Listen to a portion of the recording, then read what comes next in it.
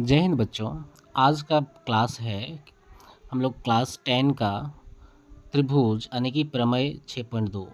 यदि एक रेखा किसी त्रिभुज की दो भुजाओं को एक ही अनुपात में विभाजित करे तो वह तीसरी भुजा के समांतर होती है। ठीक है, यानी कि DE समांतर BC हम लोग को प्रूफ करना है।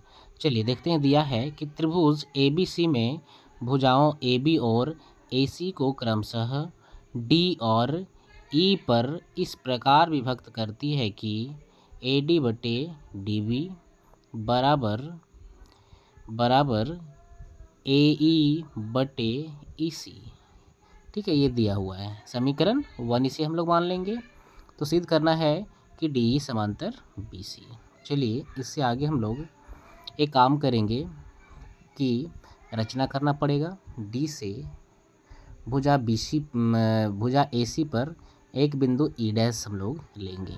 ठीक है, और इस प्रकार लेंगे कि DE डैश रचना में लिखेंगे DE डैश समांतर है BC के। ठीक है, BC के। चलिए अब हम लोग प्रूफ में आगे बढ़ते हैं। प्रूफ में माना DE डैश समांतर है BC के।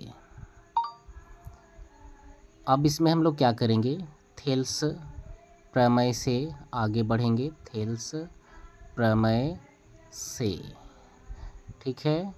तो थेल्स प्रमेय से कैसे हम लोग लिखते हैं, जब तीसरी भुजा के समांतर कोई रेखा खींचते हैं तो उसके दो भुजा का अनुपात समान होता है, यानी कि AD बटे DB बराबर AE डैश बटे E डैश C।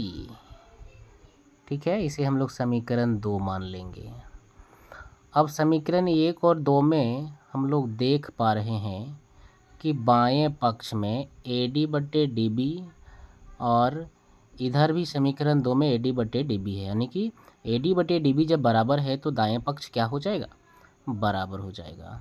ठीक है, तो हम लोग बाएं पक्ष बराबर है तो दाएं पक्ष बराबर करेंगे समीकरण 1 तथा समीकरण 2 से।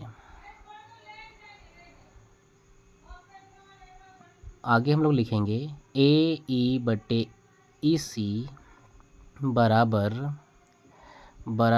AE डैश बटे E डैश C। ठीक है, तो यहाँ हम लोग देख पा रहे हैं कि AE बटे EC बराबर AE डैश बटे E डैश C। ठीक है, ये दोनों क्या है कि बराबर है। इसका मतलब हम लोग जान रहे हैं कि E और E डैश दोनों एक ही बिंदु पर है।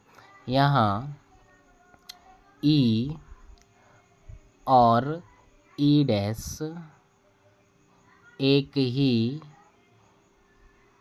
बिंदु पर स्थित है।